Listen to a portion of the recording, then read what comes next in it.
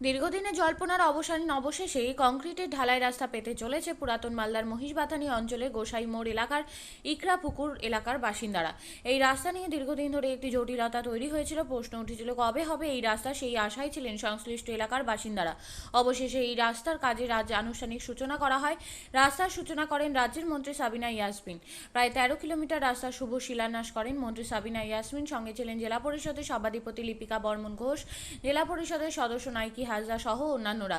জানা গিয়েছে, প্রধানমন্ত্রী গ্রামীণ সড়ক যোজনা গ্রাম উন্নয়ন তহবিলে বরাদ্দকৃত অর্থ প্রায় 11,60,00,000 টাকা ব্যয়ে 8 মাইল হইতে খনিবাথান পর্যন্ত এই রাস্তার শুভ শিলান্যাস করা হয়। এদিন বক্তব্য রাখতে গিয়ে মন্ত্রী সাবিনা ইয়াসমিন বলেন, ওরা কারা রাস্তা করছে তারা দেখে লাভ নেই। মানুষের উন্নয়ন হোক, এটাই চাই। আমাদের সরকার এবং মানুষজনকে পাশে থাকার আবেদন জানান। আজকে আমরা প্রায় 13 কিলোমিটার রাস্তার শুভ সূচনা করলাম WBSRD ডিপার্টমেন্ট থেকে, এক্সিকিউট করছে মালদা জেলা পরিষদ।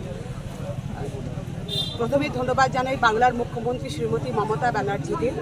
আজকে প্রায় 12 কোটি টাকা ব্যয়ে এই রাস্তার শুভ সূচনা হলো, যেটা আমাদের কাছে খুবই একটা খুশির খবর। এই রাস্তা হয়ে গেলে মানুষের খুব যোগাযোগ মাধ্যম যেমন স্ট্রং হবে, ঠিক তেমনি মানুষের অর্থনৈতিক অবস্থারও অনেক পরিবর্তন ঘটবে। স্কুল কলেজে বাচ্চারা যে যায় তাদেরও সুবিধা হবে।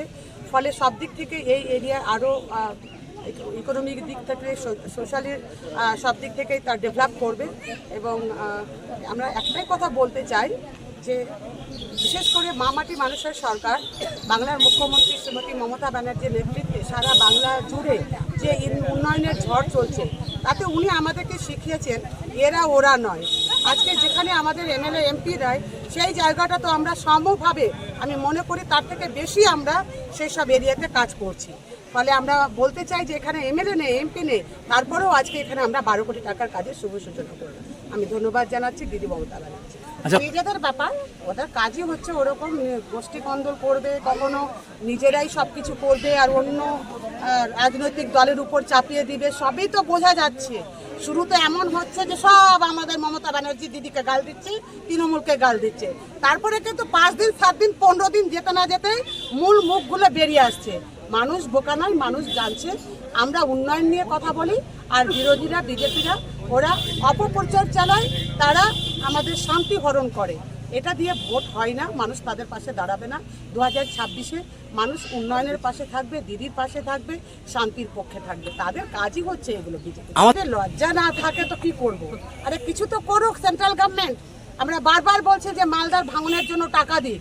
এতই যখন নারকেল ফাটানোর শখ আছে, তো অন্তত পক্ষে আমাদের রতুয়া মালতীপুর বিধানসভা, আমাদের মানিকচক বিধানসভা, কালিয়াচক 3, কালিয়াচক 2, এই পোর্শনের লোকজনকে বাঁচাক। এখানে একজন রাজ্যের কেন্দ্রের একজন MP আছে, ওনাকে অনুরোধ করব যে নারকেল ফাটানোর যদি শখ থাকে তাহলে আমাদের মমতা ব্যানার্জির ফান্ডে কেন ওনারা নিয়ে আসুক না কেন্দ্র থেকে। প্রয়োজন হলে আমিও বাইট দেবো, ওনাদেরকে ধন্যবাদ জানাবো কেন্দ্রের টাকা এনে যদি নারকেল ফাটায়। এই প্রসঙ্গে আমি বলতে চাই, দুটো বিষয়ে বলতে চাই।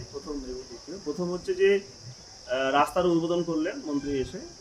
মন্ত্রী তো জনপ্রতিনিধি, এখানে তো প্রশাসনের হেড আছে, সাবিনা ইয়াসমিন মন্ত্রী আছেন অবশ্যই।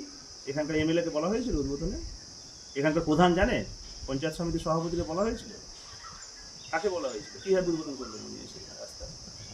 আর দ্বিতীয় বিষয় হচ্ছে, উনি রাস্তা উদ্বোধন করতে পারেন, খুব ভালো কথা। এই রাস্তা নিয়ে বহুদিনের দাবি ছিল। বিধানসভায় এই রাস্তা নিয়ে মেনশন করেছি আমি। ডিস্ট্রিক্ট ম্যাজিস্ট্রেট অনেকবার চিঠি করা হয়েছে, অনেক কিছু বলার পরে RIDF থেকে রাস্তাটা স্যাংশন হয়েছে। RIDF, rural infrastructural development fund. RIDF বিশ্ব ব্যাংকের টাকা, সেন্ট্রাল গভর্নমেন্টের সেই টাকা স্টেট গভর্নমেন্টকে দেয়। সেন্ট্রালের টাকা, এটা তো লেভেল চেঞ্জ করে। প্রধানমন্ত্রী আবাস যোজনা বাংলার আবাস যোজনা বলে চালায়, প্রধানমন্ত্রী গ্রাম সড়ক যোজনা বাংলার সড়ক যোজনা বলে চালায়। তা আমরা অনেক কিছু বলার পর সেই লেভেল ওটা চেঞ্জ করেছে। সেন্ট্রাল গভর্নমেন্টের টাকা, আমাদের অনেক আন্দোলনের ফলে, আমাদের আন্দোলনের ফল এটা। এলাকার রাস্তাঘাট হোক, সেটা আমরা চাই, এটা খুব ভালো হয়েছে। দ্বিতীয় কথা হচ্ছে যে রাস্তাটা কি ওনারা যে করছে, তৃণমূলের ব্যানারে, তৃণমূলের মঞ্চ করে রাস্তা উদ্বোধন হচ্ছে। আমরা আশ্চর্য হয়ে যাচ্ছি যে তৃণমূলের মঞ্চতে কী করে রাস্তার উদ্বোধন হয়। রাস্তা কি সরকারি টাকা না তৃণমূলের ফান্ডের টাকা রাস্তা হচ্ছে? তো সেই ক্ষেত্রে তৃণমূলের ব্যানার, মৃণালিনী মণ্ডল মাইতি মঞ্চতে আছে। মৃণালিনী মণ্ডল মাইতিটা কে? পঞ্চায়েত সমিতির প্রাক্তন সভাপতি। যেখানে পঞ্চায়েত সমিতির সভাপতি নাই সেখানে পঞ্চায়েত সমিতির প্রাক্তন সভাপতি থাকে কি করে? মন্ত্রী কি করে সেটা করেন? মন্ত্রী কি করে সেটা করেন? আসলে তৃণমূল কালচারটাই এটা, মানে প্রশাসন এবং পার্টি ওরা এক করে ফেলে। রাজ্যের মুখ্যমন্ত্রী যখন প্রশাসনের মিটিংয়ে দেশের প্রধানমন্ত্রীকে গালাগালি করতে পারেন, এটা কালচার, সেটা সেই কালচার এখানে প্রতিফলিত হয়েছে। তো এটা আমরা এই যে অনুষ্ঠানটা হলো, এই অনুষ্ঠানটা ধিক্কার জানাই, কিন্তু প্রশাসনিক মিটিং, রাস্তার উদ্বোধনে প্রশাসনিক আধিকারিক যিনি জেলা শাসক নাই কেন? ব্লকের বিডিও নাই কেন? থাকা উচিত ছিল। তো রাস্তা হয়েছে খুব ভালো, আরও বেশি করে কাজ উন্নয়ন হোক। এই এলাকার জ্বলন্ত সমস্যা আছে পীরগঞ্জ ঘাটের যে ব্রিজ, বলরামপুর পীরগঞ্জ ঘাটের ব্রিজ, বহুদিনের দাবি, এটা নিয়ে অনশন হচ্ছে, আন্দোলন হচ্ছে। বলরামপুরের এমএলএ আমি, আর বলরামপুর ঘাটের ওপার হচ্ছে মালতীপুর বিধানসভা পীরগঞ্জ, সেখানকার এমএলএ হচ্ছেন রহিম বক্সি, তৃণমূলের জেলা সভাপতি। ব্রিজ হচ্ছে না কেন? বলরামপুর পীরগঞ্জ ঘাটের ব্রিজ নিয়ে আমি বিধানসভায় তুলেছিলাম। মাননীয় মন্ত্রী দাঁড়িয়ে বলছেন, পূর্তমন্ত্রী, যে আমার কাছে কোনো প্রস্তাবই নেই। ভাবা যায় এটা? লজ্জা শরম হওয়া উচিত। কেন ব্রিজটা এখনো হচ্ছে না? কেন এখনো ব্রিজ হচ্ছে না? মন্ত্রী দাঁড়িয়ে মঞ্চতে বলছেন এমএলএ এমপি কাজ করছে না। প্রশাসন চালায় কে? পশ্চিমবঙ্গ সরকার চালায় কে? বিজেপির মুখ্যমন্ত্রী আছে। সেন্ট্রাল গভর্নমেন্টের টাকা এমএলএ এমপির মাধ্যমে খরচ হয়। সেন্ট্রাল গভর্নমেন্ট যে ফান্ড দেয় সেটাকে এমএলএ এমপি অ্যাকাউন্টে টাকা দেয়। প্রধানমন্ত্রী আবাস যোজনা, প্রধানমন্ত্রী সড়ক যোজনা। আপনিও কি মুরগি প্রতিপালন করে আর্থিক লাভের মুখ দেখতে চান? হরেক রকম প্রজাতির মুরগির শাবক লালন পালন করে বিক্রয় করে লাভবান হতে পারবেন খুব সহজেই। তাহলে আর চিন্তা নেই, আপনার জন্য প্রচেষ্টা নিয়ে এসেছে সেই সুযোগ। একই ফার্মে হরেক রকম প্রজাতির মুরগি পেয়ে যাবেন এখানে রয়েছে করকনাথ মুরগি, এছাড়াও আছে গিনি, ফ্রিগেল, টার্কি দেশি, এছাড়াও কোয়েল মুরগির শাবক। পাইকারি এবং খুচরো বিক্রয় করা হয়। যারা মুরগি পালন করে লাভবান হতে চান তাদের সকলকে আহ্বান জানাই আমরা। আজই চলে আসুন আমাদের প্রতিষ্ঠানে। আমাদের ঠিকানা মহারাজাহাট, রায়গঞ্জ, উত্তর দিনাজপুর। মোবাইল নম্বর 8250428960, 8145717292, 9907063902। শিক্ষাই জাতির মেরুদণ্ড। ছোট ছোট শিশুদের প্রাথমিক শিক্ষা পরিপূর্ণ না হলে আগামীতে সেই শিশুরা সঠিক পথে চলতে গিয়ে হোঁচট খায়। শিশুদের এই শিক্ষার প্রয়োজনীয়তাকে সামনে রেখেই গত 1 বছর ধরে পরিষেবা দিয়ে চলেছে জিনিয়াস এডুকেয়ার একাডেমি।